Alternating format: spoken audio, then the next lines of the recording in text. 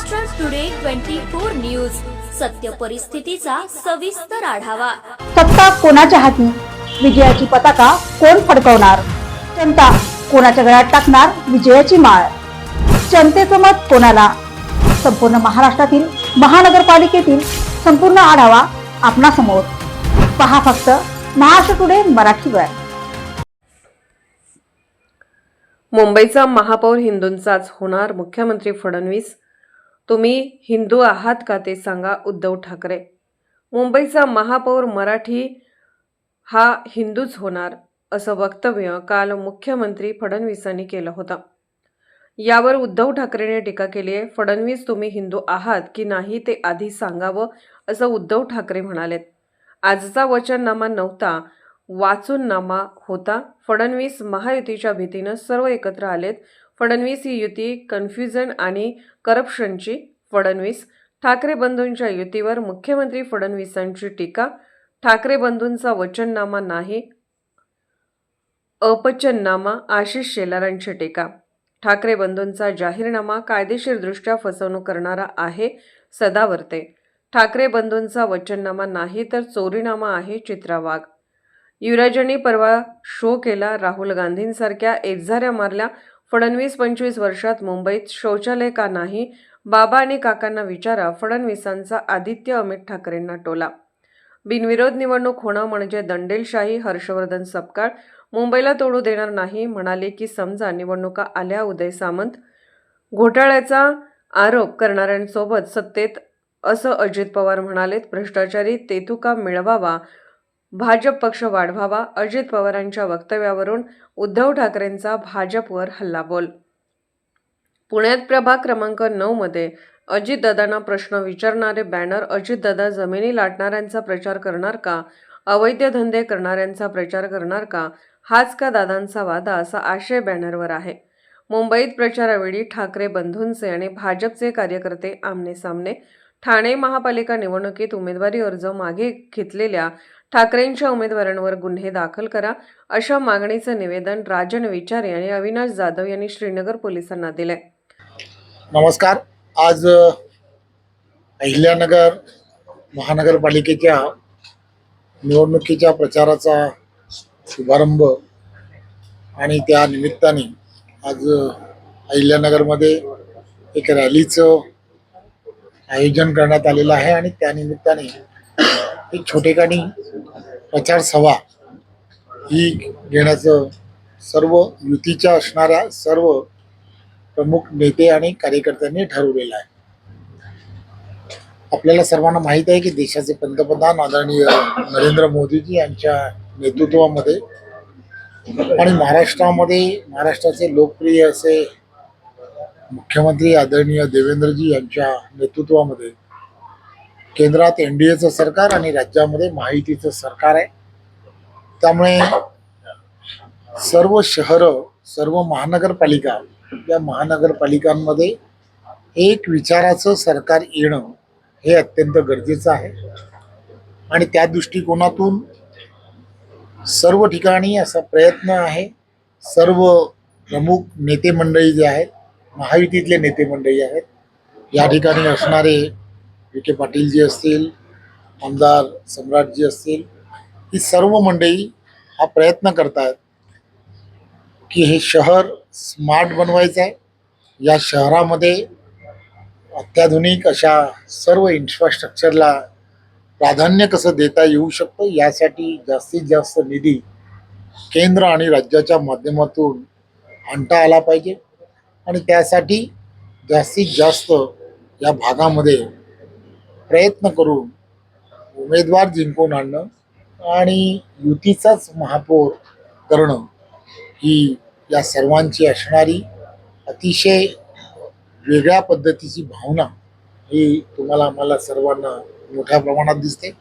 खरं तर या ठिकाणी महायुतीच होणार होती, परंतु काही टेक्निकल्स आणि काही बाबींमुळे अंतिम वेळेपर्यंत ते होऊ शकलं नाही।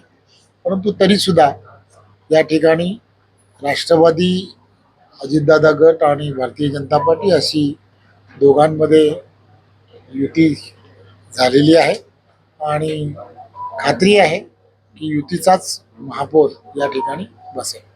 5 जागा बिघडल्या. 5 जागा बिघडल्या. हा, ते सांगायचं. नाही, नाही. 66 जागांपैकी 5 जागा बिनविरोध झाल्या, तर यापुढचं काय गणित राहणार? खरं तर आपण पाहिलं असेल संपूर्ण महाराष्ट्रामध्येच सर्व ठिकाणी शिवसेना, भारतीय जनता पार्टी आणि राष्ट्रवादी या सर्व पक्षाचेच जास्तीत जास्त कार्यकर्ते आणि पदाधिकारी आहेत. त्यामुळे ज्या ज्या ठिकाणी अशी परिस्थिती असते की महायुतीचेच सर्व ठिकाणी कार्यकर्ते असल्यामुळे बऱ्याच ठिकाणी समोर विरोधकांकडे, महाविकास आघाडीकडे उमेदवारच राहिलेले नाही.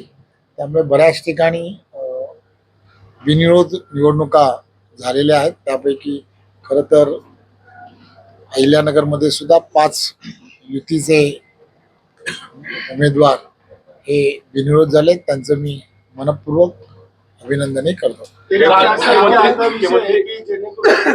अनेक निष्ठावंतांना उमेदवारी देण्यात आली, बरेच जणांनी नाराजी व्यक्त केली. एक गोष्ट खरी आहे, अनेक वर्ष भारतीय जनता पार्टीचे कार्यकर्ते आणि इतरही पक्षातले कार्यकर्ते, पदाधिकारी वर्षानुवर्ष आपापल्या भागांमध्ये संघटनात्मक काम करत असतात. या सर्व महानगरपालिकेच्या निवडणुकांमध्ये अपेक्षा अशा असतात की त्यांना उमेदवारी मिळाली पाहिजे. परंतु ज्या ज्या ठिकाणी युती किंवा महायुतीच्या संदर्भात निर्णय होतो त्या ठिकाणी त्या सर्वांवरती अन्याय होतो. ही वस्तुस्थिती खरी आहे. परंतु मी आणि आमचे संघटनात्मक सर्व पदाधिकारी त्यांची समजूत घालण्याचा प्रयत्न करत आहेत. आपल्याला माहिती आहे की केंद्र आणि राज्यामध्ये भारतीय जनता पार्टी ही सत्ता आहे, एनडीए आणि महायुतीची सत्ता आहे. त्यामुळे या ठिकाणी सुद्धा युतीचाच महापौर होणार आहे.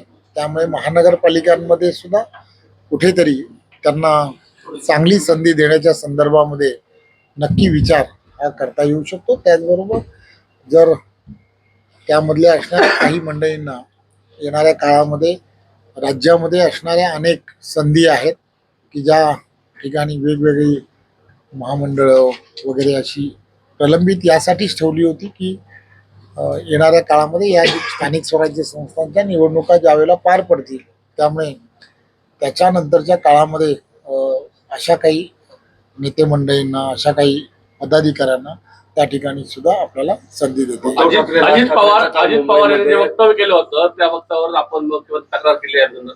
त्यानंतर शिवसेनेने तुमच्या पाठिंबा दिला आहे की महेंद्र दळवी यांनी सुद्धा तुमच्या वक्तव्याला पाठिंबा दिला आहे. काय नक्की तक्रार आहे, काय बोललं? मला ते माहित नाही काय बोलले ते. आरोप प्रत्यारोपानंतर अजित पवारांचे राष्ट्रवादीचे आमदार देखील आता रिंगणात उतरलेले आहे. कुठेतरी रवींद्र चव्हाण यांनी महायुतीचा धर्म पाळावा, व्यवस्थित बोलावा, असं कुठेतरी आता आमदार देखील प्रतिक्रिया देताना दिसतात. एक गोष्ट लक्षात काय घेतली पाहिजे, उत्तराला प्रत्युत्तर होतं. तुम्ही कधी थोडंसं तपासून घ्या. आदल्या दिवशी ते काय म्हणाले, ते म्हणाले म्हणून मी ते म्हणालो. महायुतीचा धर्म भारतीय जनता पार्टीनेच पाळावा असं नाहीये. त्यांनी तसं म्हटलं म्हणून त्याला तसं उत्तर दिलं. त्यांनी तसं म्हणू नये आम्ही बोलणार नाही. नारायण राणे साहेबांनी निवृत्तीचे संकेत दिलेले आहेत. सिंधुदुर्गमध्ये बोलताना ते म्हणजे राजकारणामध्ये कटकारस्थान होतं, त्यामुळे आज आम्ही अहिल्यानगर मधले अतिशय चांगलं युतीचं वातावरण आहे.